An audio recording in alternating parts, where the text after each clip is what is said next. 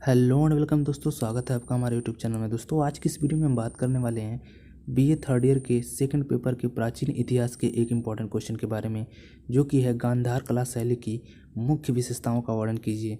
दोस्तों ये क्वेश्चन जो है काफ़ी इंपॉर्टेंट है और डीडीयू और सिद्धार्थ यूनिवर्सिटी सहित कई सारे यूनिवर्सिटीज़ में कई साल से पूछा जा रहा है। दोस्तों इस क्वेश्चन का आंसर चलिए इस वीडियो में हम देखते हैं कि गांधार कला शैली की जो विशेषताएँ हैं वो क्या हैं।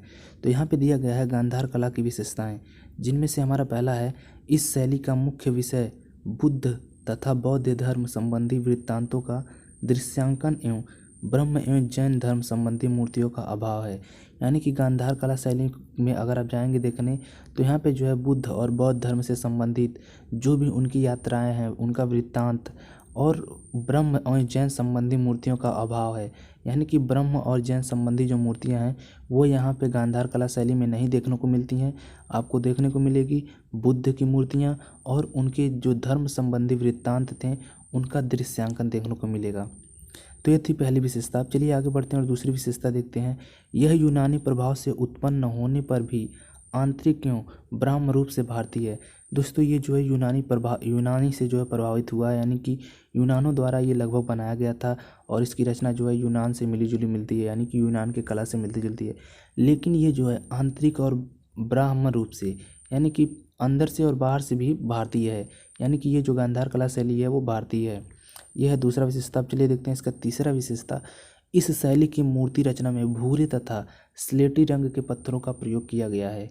यद्यपि चूने तथा बालू के मिश्रण से तैयार प्लास्टर भी बुद्ध मूर्तियां की रचना की गई हैं। यानी कि इस शैली में जो भी मूर्ति रचना हुई है उसमें जो है भूरी तथा स्लेटी पत्थरों का प्रयोग किया गया है। यानी कि जो पत्थर स्लेटी हो और भूरा हो उसका प्रयोग किया गया है, और चूने तथा बालू के मिश्रण से प्लास्टर भी बुद्ध मूर्तियां की रचना के लिए उपयोग में लाई गई हैं। तो ये था इसका तीसरा विशेषता गांधार कला शैली का। अगला देखते हैं। गांधार शैली से ऊंचे घुटने तक जूते, चुन्नतदार अधोवस्त्र, महीन सलवटोदार वस्त्र विशेष महत्वपूर्ण हैं। यह यूनानी वस्त्रों को गौतम बुद्ध, बोधिसत्व अथवा माया देवी की मूर्तियों पर देखा जा सकता है। यानी कि गांधार शैली में जो है ऊंचे घुटने तक जो है जूते होते थे, जो कि चुन्नतदार अधोवस्त्र होते थे, महीन सलवटदार वस्त्र होते थे और ये बहुत ही महत्वपूर्ण होते थे। इन यूनानी वस्त्रों को जो है गौतम बुद्ध के ऊपर देखा जा सकता है, बोधिसत्व अथवा माया देवी की मूर्तियों पर भी देखा जा सकता है, जिसमें कि घुटने तक जूते, चुन्नतदार अधोवस्त्र एवं महीन सलवटदार वस्त्र रहते थे। अब ये था इसका चौथा विशेषता। अगला विशेषता इसका हम देख लेते हैं। इस शैली में अलंकरणों का बाहुल्य है। यहाँ तक कि बुद्ध तथा अन्य बौद्ध भिक्षु भी राजसी प्रतीत होते हैं। यानी कि यहाँ पे जो अलंकरण है, जिसे अलंकृत किया गया है मूर्तियों को, वह जो है काफ़ी बाहुल्यता में है, यानी कि बहुत ही ज़्यादा है।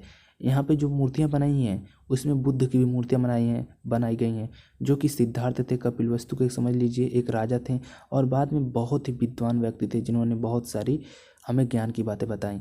लेकिन यहाँ पे जो है बुद्ध के साथ में जो बौद्ध भिक्षु हैं उनको भी इस तरह बनाया गया है जैसे कि वो राजसी, यानी कि राजा की तरह प्रतीत होते हैं, कि ये लोग भी बुद्ध की तरह ही राजा थे। तो ये भी जो है एक बहुत ही इंपॉर्टेंट इसका जो है विशेषता है। अगला चलिए हम लोग देखते हैं छठा। बुद्ध को मूंछ युक्त प्रदर्शित करना गांधार कला की विशिष्टता है। दोस्तों बुद्ध को जो है मूंछों में केवल गांधार कला में जो है देखा गया था, और सभी कला शैलियों में जो है बुद्ध जो है बिना मूंछ के हैं, लेकिन गांधार कला शैली में जो है इनकी मूंछ बनाई गई है। तो ये जो है इस कला की विशिष्टता है, क्योंकि मथुरा अथवा किसी अन्य भारतीय शैली में बुद्ध की मूंछें नहीं बनाई गई हैं। तो ये जो है काफ़ी इंपॉर्टेंट हो जाता है, क्योंकि आपको ये जरूर याद रखना चाहिए, क्योंकि ये जो है सभी चीज़ों से अलग बनाता है इसको। विशिष्ट केश विन्यास तथा बुद्ध के शीश पर घुंघराले बालों का चलन भी गांधार कला से प्रारंभ हुआ है। यानी कि ये भी आप देखें तो सारे इंपॉर्टेंट है, लेकिन इनमें जो कुछ पॉइंट्स हैं वो आपको याद करने में मदद करेंगे। यानी कि मूंछ वाला जो पॉइंट है ये जो है गांधार शैली में था और कहीं नहीं था, तो ये आसानी से आपको दिमाग में बैठ जाएगा। और यहाँ पे जो है अगला है वो है केश विन्यास, यानी कि बालों को जो बनाया गया था मूर्तियों में, उन मूर्तियों में जो है बाल जो थे उनमें बुद्ध के जो बाल थे वो घुंघराले बनाए गए थे। और इसका चलन जो है बुद्ध भगवान के घुंघराले बाल बनाने का चलन जो है गांधार कला से ही प्रारंभ हुआ है। यानी कि उससे पहले जो है बुद्ध के सर पर घुंघराले बाल नहीं बनाए जाते थे। उसके बाद से जब भी बुद्ध की मूर्तियाँ बनी थी तो लगभग घुंघराले बाल बनाए जाते थे, तो ये चलन चलने लगा। इसके आगे हम लोग देखते हैं तो गांधार शैली की उदय के पूर्व भारतीय मूर्ति विधान में प्रभामंडल का अभाव था। इसका स्पष्टतः प्रयोग गांधार शैली में ही प्रारंभ हुआ। यानी कि गांधार शैली आने से पहले जो भी मूर्ति विधान था, जो भी शैली था, उसमें जो है प्रभामंडल का अभाव था, प्रभामंडल नहीं होता था। लेकिन जब गांधार शैली आई तो इसमें देखा गया कि इसमें जो है प्रभामंडल का पूरी तरह से उपयोग किया गया है। यानी कि प्रभामंडल जो है इसमें है, इसमें इसका अभाव नहीं है। अगली विशेषता देखते हैं। हेलेनिस्टिक कला के प्रभाव के कारण बुद्ध प्रतिमा के शरीर सौष्ठव पर विशेष ध्यान के परिणामस्वरूप इन मूर्तियों के मुख मुद्रा प्रायः भाव शून्य प्रतीत होते हैं। यानी कि हेलेनिस्टिक कला जो है उसके प्रभाव के कारण जो है बुद्ध की जो प्रतिमा है उनकी जो शरीर का सौष्ठव पर विशेष ध्यान दिया गया है। और इसके परिणामस्वरूप जो है इन मूर्तियों में जो है मुख मुद्रा यानी कि जो मुंह का जो पार्ट है वो जो है एकदम शून्य प्रतीत होता है। उसमें ना हंसी ज़्यादा दिखाई देगी, ना क्रोध दिखाई देगा। आपको एक शून्य सा दिखाई देगा कि ना क्रोध है ना हंसी, एकदम नॉर्मल चीज़ दिखाई देगी। यह क्या हुआ? हेलेनिस्टिक कला के प्रभाव के कारण हुआ। तो ये भी आप याद कर लीजिएगा। अगला देखते हैं हम।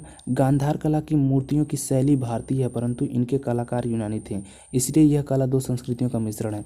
ऊपर ही हम लोगों ने देखा कि गांधार कला जो है उसमें यूनानियों का जो योगदान है वो है, लेकिन वो पूरी तरह से आंतरिक और ब्राह्म्य रूप से जो है वह भारतीय शैली है।